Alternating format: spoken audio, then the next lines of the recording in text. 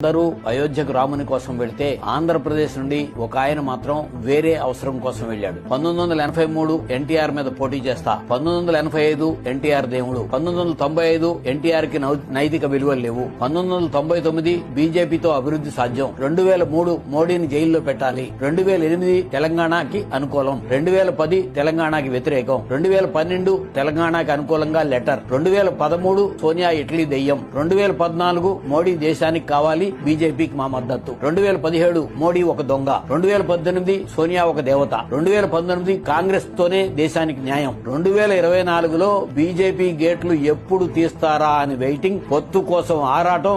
ఇన్ని నాలుకలు ఉన్న మనిషిని ప్రజలు ఎలా నమ్ముతారు? ఇన్ని అవలక్షణాలు ఒక్క మనిషికే ఉంటాయా? అయితే అతను మనిషే కాదు, ఊసరవెల్లి కంటే కూడా రంగులు మార్చే దిగదారుడుతనం ఉన్న వ్యక్తి.